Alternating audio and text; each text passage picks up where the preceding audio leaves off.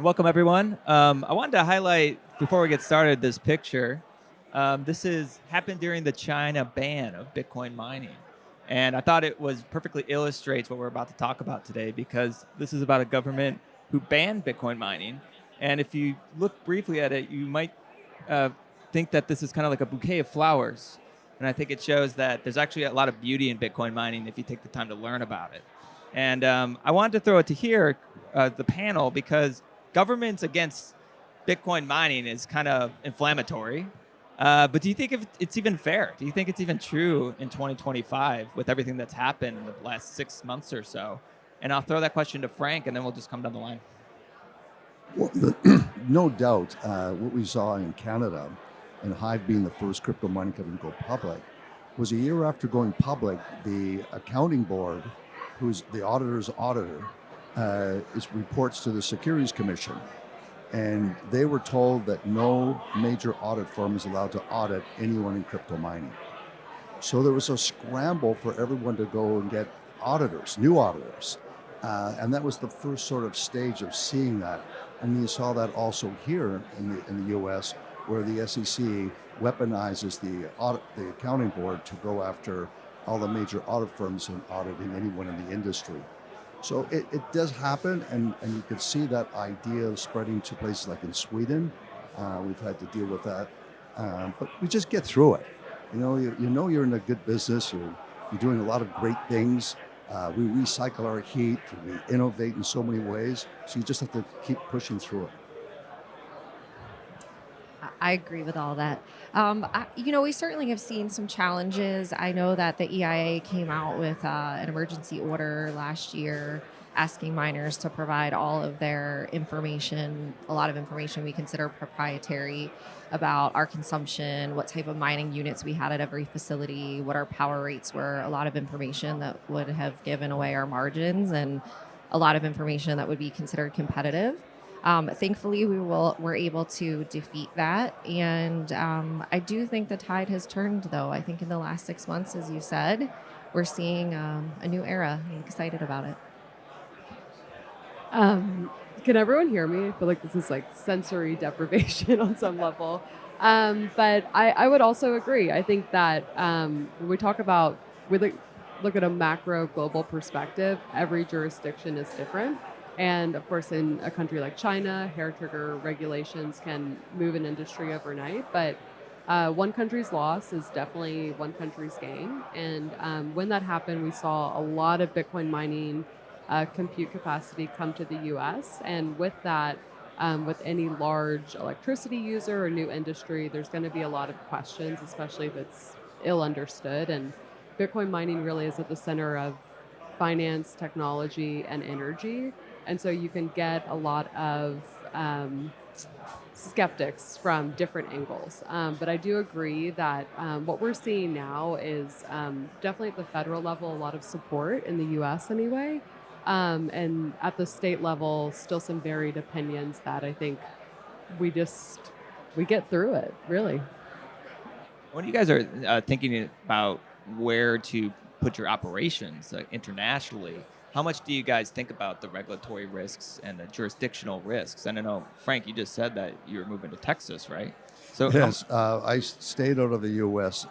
Because being a money manager, I just had to deal with a continuous assault by the regulatory world because how could I be investing in Hive? So now we have a much safer playground. And so we moved the head office from Vancouver to San Antonio, Texas, where I live. We're listed on NASDAQ. That still didn't matter, but now we'll start looking for operations in the U.S. In addition to what we're doing, a major expansion of 300 megawatts in Paraguay. Our company has primarily been focused on site locations inside the United States. We have spent a lot of time looking at Canada and just haven't pulled the trigger on any specific opportunities. I think more than anything, just because we understand the regulatory environment here at both a state and federal level. And so it really helped de-risk our projects, not necessarily that there weren't amazing opportunities in other places. I would say Bitdeer is a bit different. We have a very diverse geographical profile, and we operate in the U.S., Norway, and the Kingdom of Bhutan. And we have just closed on a site in Canada. So expanding that footprint, and with that, a lot of added complexity. And so I think that when we look at investment, Bitcoin miners are pretty simple. We want cheap electricity and we want it to scale. So that does bring an abundance of opportunity. But when you look at stability of a jurisdiction, that's very important when you're doing a major infrastructure investment. And so in all of these places that we're invested anyway, I think it is important that businesses and citizens have certain rights under the law, and the rule of law exists. And so that's typically the most important part, because with that you can, unfortunately with time and probably money, navigate the regulatory complexity. Yeah, let's talk about the United States. You said, Carol, you said the shifting regulatory environment. The SEC just came out and confirmed that proof of work mining is not a securities transaction. So that's a win. But 5 years ago, I think the conversations in DC with policymakers, with regulators, was probably very, very different in terms of some of the critiques and criticisms and skepticism that they feel today, and some of the conversations you're having today. So can you speak about what they're focused on today and how it's changed over the last 5 years or so in terms of those conversations? I'll throw it to Carol, and then we'll go to Frank. Perfect. I think energy tends to be the center of a lot of the conversation, especially if there is negative press about the massive consumption from the Bitcoin mining industry. And I think that's certainly evolved to be broadened to look at what the data center industry is requiring from an energy perspective. I think some of that, ultimately, I'm hopeful that it will become positive. When you look at some of the executive orders that have come out of the Trump administration, I think the combination of AI and crypto being viewed together, and the work teams that have been put together related to that, I think will actually help accelerate the infrastructure and help think about how this industry can be additive to the energy infrastructure across the country rather than viewed as negative or taking away citizens' power. I actually think we have an amazing opportunity to build the infrastructure of the country, strengthen the grid, provide more resiliency through our ability to curtail, and our massive investments in behind the meter generation and other kinds of projects. And so I'm really excited about the next chapter. I can see when we look at Sweden, we were the first to balance the grid and work with the utility and create hedging. And that was so helpful for the community, and the ability to go from 30 megawatts to 3 megawatts in 15 seconds. And we're 100 miles south of the Arctic Circle. So when everyone turns on their hair dryers and toasters in the morning, there's a big demand for electricity, and we're there. And then when all that surplus electricity was being wasted, we're using it, and that money's coming back into the community. This is grand scale in Paraguay, because we'll be the largest consumer of electricity, and we will be able to support the government in getting US dollars every month. So they were taking their surplus electricity, selling it to Argentina, and there was no pay or slow pay. So they weren't getting their money, and it was creating a big fiscal drama. But now as Bitcoin miners, we build substations, we bring in hundreds of jobs, but in addition to building out that infrastructure, we help the government. And I think that that's what's really important. And it's a great government. They love America.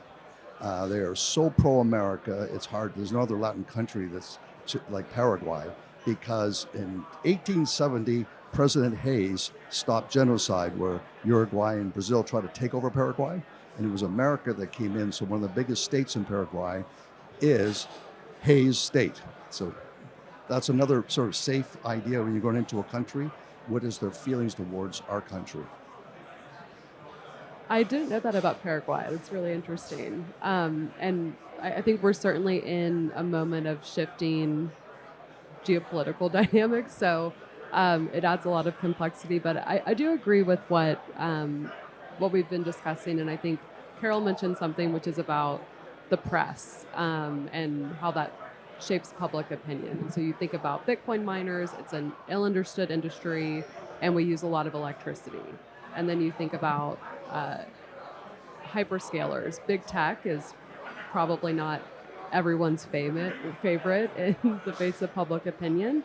But what is really interesting is that another person who faces a lot of bad press is public utilities or publicly regulated utilities that are publicly traded companies. And so we're facing immense load growth projections that nobody knows how we're going to get there. And meanwhile, utilities have been continually investing in the system. And so rates for transmission have been going up. And so they have a unique problem to meet this demand and keep costs low. And so what I think we're going to be seeing as far as where the tension is going to be is within large loads and utilities and cost allocation for access to the grid specifically. So that is on top of everyone's mind. Everyone's looking at this growth in AI and how much compute is needed to kind of service that demand. How do you guys see Bitcoin mining being complementary to that trend? Does it help things? I would love to just hear your thoughts. Maybe Samantha first, and then we can go down. Yeah, sure. So I think that what we have in common is that we're both large loads. But what Bitcoin miners have is this unique ability to pretty much go anywhere that there's electricity. And so that enables us to use a lot of existing infrastructure. So accessing the transmission system might not require the same amount of upgrades on the utility side. And that investment on the part of the utility is what increases transmission costs over time because they're spreading it across all ratepayers. And so I think that that's one point. And the other is that what we've been saying is that we can curtail our demand. And so that does reduce strain on the transmission system. But I think that the battle will ultimately be fought in public opinion, and explaining that in a very cogent, clear, easy to understand way is going to be challenging because from a potentially from a utilities perspective, they're going to say, well, we're still deploying capital to serve your load. And so, the mantra is pay your fair share, pay your fair share.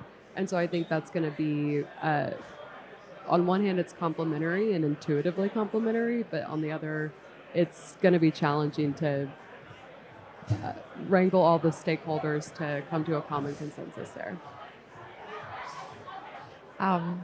Samantha made a couple of points that I think are spot on related to just the site selection process and the differences between the industry.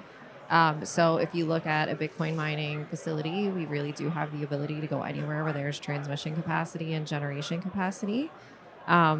Workforce is a little easier to get for sure. I mean, there are certainly some sites we've had where we've had maybe more challenges with workforce competition, maybe in some of the heavy oil and gas areas where their wages are high and housing is low and things like that. But for the majority of our locations, we can go almost anywhere. Where you look at the data centers, more the traditional data centers, the hyperscalers, they're certainly going to look at other factors like workforce. They're going to look at latency, so how close they are to large cities and things like that, and be thoughtful about that as well as public policy. But I think there's a place for Bitcoin mining and data centers to coexist and just think about how we leverage the strengths that we both have on top of our ability to curtail. So there was a great presentation earlier by Cambridge University on showing the difference between Bitcoin mining and high-performance computing. And what the average person doesn't realize is that's about $1 million per megawatt for Bitcoin mining. But when it comes to high-performance computing, the data center has to be so robust. It's like driving a Ferrari or a Bugatti. So all of a sudden now it's $10 million per megawatt, not one. And then when you want to go buy NVIDIA chips, well, they're not $3,000, they're $35,000. So the presentation he made said it was 33 to 1 was a difference. So you can't really say, okay, I've got some energy over here and I'm going to convert because it's the thing in vogue. It's very complex, and I think it's so unique what Core Scientific and Core Weave did, because Core Weave was in desperate for the energy. Core Scientific had the surplus of energy, but most important for everyone is that it's non-variable. You cannot have variable energy in high-performance computing. It has to be stable. It's just really key for, you can't have an airplane flying at 11 o'clock at night and it shuts down. The energy has to be there all the time. So there are the differences that I think are really key upfront, the CapEx spend and the reliability. So what we're so special at is we go into areas where there is basically spare electricity. It's going nowhere. And you can revitalize and you can create economic prosperity with the system because you can go from 100 megawatts to 10 megawatts in seconds and back up.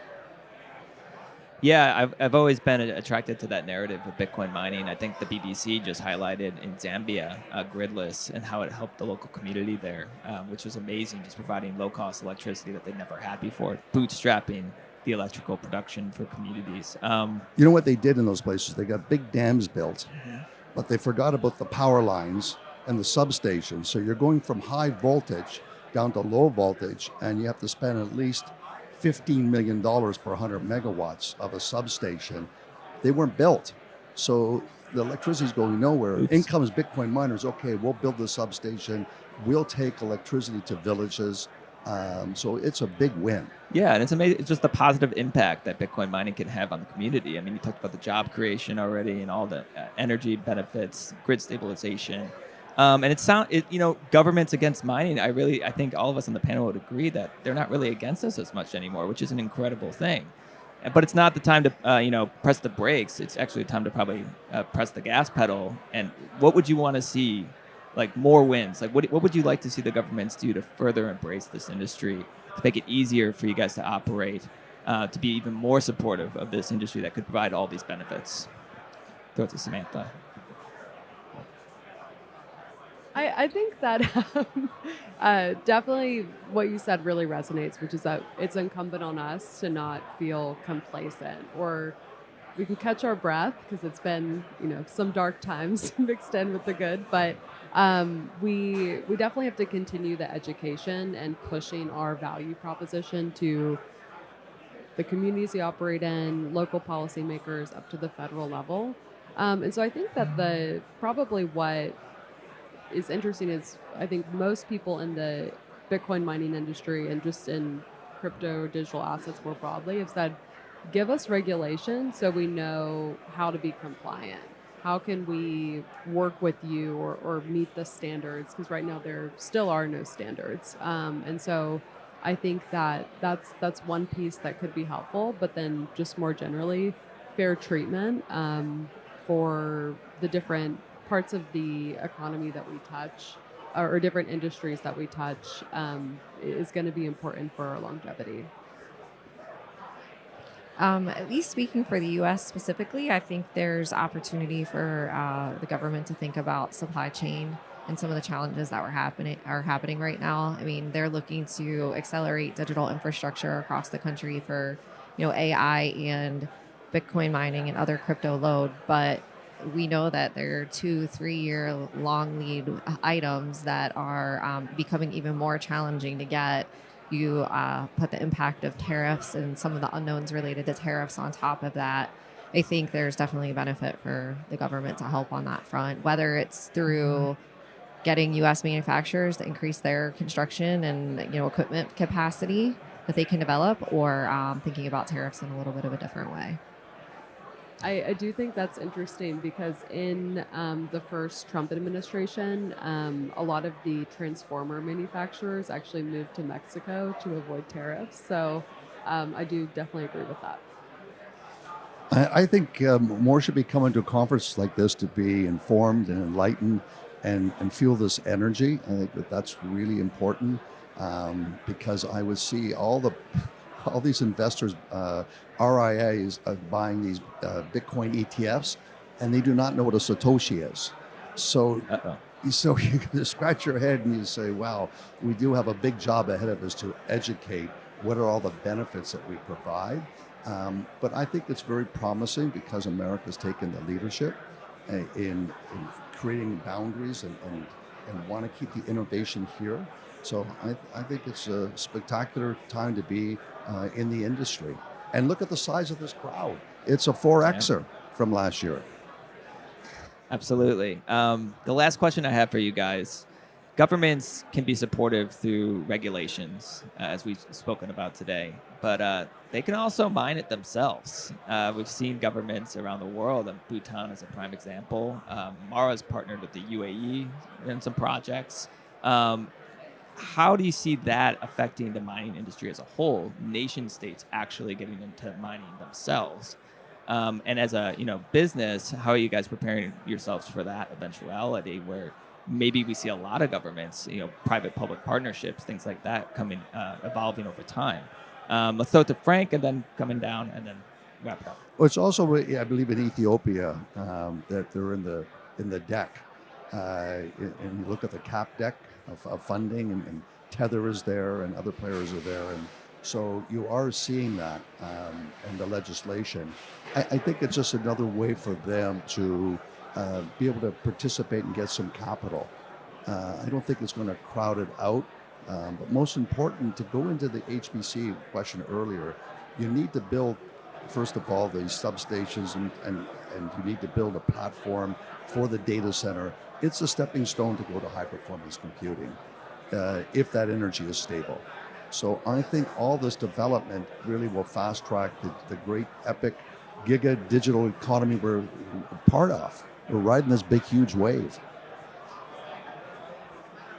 We've had a number of projects where we've worked with other countries to look at what they might develop, help kind of more than anything, probably educate them and talk to them about what it means, what their risks are, and what their opportunities are. And so I think as Bitcoin continues to become more and more used throughout the world in different types of applications, I think we'll see that continue to increase and expand. I think for BitDeer, we would certainly welcome that, specifically because we're pivoting to become a merchant of Bitcoin mining hardware. And so I think that would be very exciting for us in that business unit. But I think more specifically, when we think about something like a strategic Bitcoin reserve, and maybe compare it to something like a strategic oil reserve, they're both, the common component is energy. And so I do think that what the government can do is facilitate continued investment in infrastructure. The last administration, maybe not great for digital assets, but really positive for infrastructure investment. And I think seeing that and making that connection to say new generation capacity, new transmission capacity, that facilitates these other goals of leadership in Bitcoin and AI is probably what I think can, again, build broader public sentiment and reach our collective goals. Because I think that as Bitcoin is more embedded in our financial system and a priority of the US government, we're going to want to bring as much hash rate to the US as possible. I agree with that. That's what President Trump says, right? They want the mining to happen in the USA. Couldn't agree more. Well, thank you so much, Frank, Carol, Samantha, and for everything that BitDeer, Core Scientific, and Hive does for Bitcoin. Bitcoin miners play a critical role, and so I hope you guys keep building, keep securing the network. And thank you so much for joining me today. Thank Thank you. you.